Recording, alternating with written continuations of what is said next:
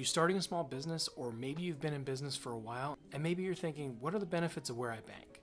Well, in this video, I'm going to cover what the benefits are and the drawbacks of different size banks and how they differ when it comes to service, accessibility, and overall ease of use. Welcome back to Mystery of Money. If you're looking for more tips and tricks and ways to make your business run more efficiently, or just looking for more information about starting or growing a business, start now by hitting that subscribe button and turning on notifications so you don't miss anything.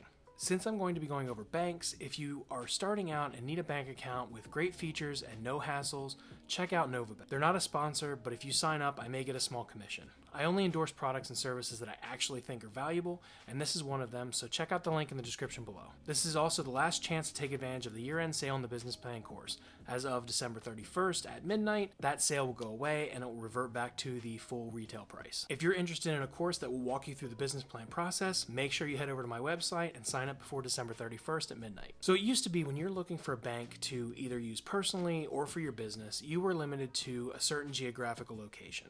If there was only one bank in your local community, that was pretty much where you had to bank. You usually had one or two options within maybe a 30-minute drive, but as cash started leaving the system and more digital means of payments increased, there was less need to visit a local branch. This expanded your choices farther than you had to drive in order to visit a bank. Most business owners today rarely visit a physical branch to conduct business. Unless your business relies heavily on cash, you can pretty much skip the lines. As this transition took place, more and more banks entered the picture. Now you can change banks, move all your money, and run your business financially from anywhere at any time. So let's talk about what the benefits are of that and what some of the drawbacks are. Your first benefit of working with a local community bank is that the manager, the staff probably live in your community. They may be on local boards or in organizations that you belong to, or their kids may attend the same school as yours.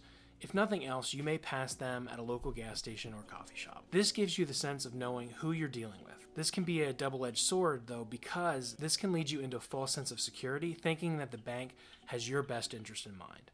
Not saying that they don't, but they are a business, and a business will always look out for itself in the end. It was also not too long ago that because there were not a lot of choices, these same banks had the illusion that they could set rules that they wanted, and well, you just had to follow them, because what was your other choice? Please, sir, I want some more.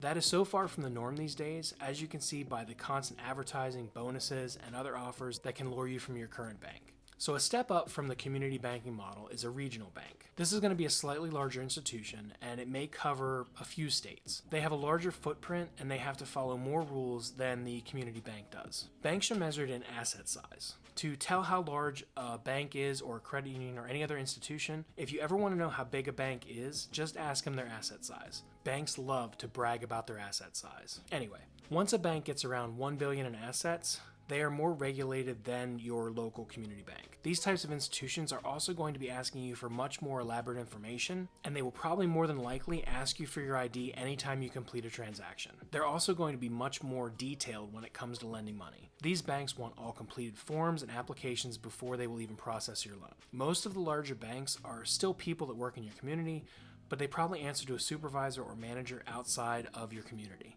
So the flexibility is minimal. You also more than likely have to call an 800 number to get anything resolved, since most of the time the branch managers have limited authority. The advantage to a larger bank is that although the regulations are more rigid and the flexibility is less, you may find that they have even better services that you may need. The smaller institutions have to use third-party providers for almost all of the services that they offer, which means just another layer of contacts if you have issues. These would be things like credit cards or merchant services where your business accepts credit cards, wire services where they need to have a larger bank to process those wires. And as your business grows, there's probably going to be more complex services that you can use. The largest of the banks are your commercial banks like Chase, Bank of America, Deutsche Bank, and so on.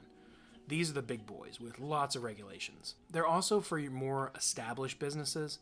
If you look at the fee charts of these banks, most are waived, but you have to carry a substantial balance in your checking account. Let's take Chase for an example. The minimum account type will require a $2,000 daily balance to avoid a fee.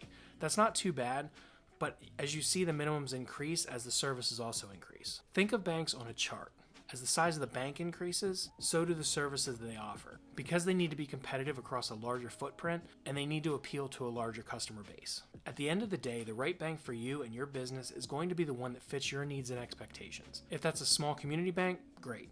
If you are more of a fintech type, that's good too. For me, I'm all about convenience and speed of service.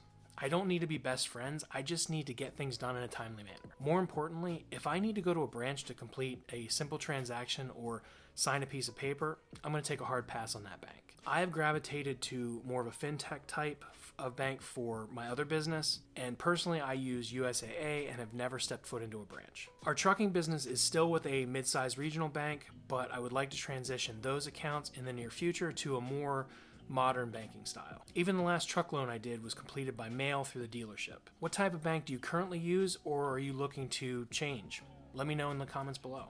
I hope this gives you a better understanding of how the banking system is laid out and what some of the terms are when you're looking for your first or next bank. Thank you very much for taking time to watch this video. I hope you have a very happy new year, and until next time, have a great day.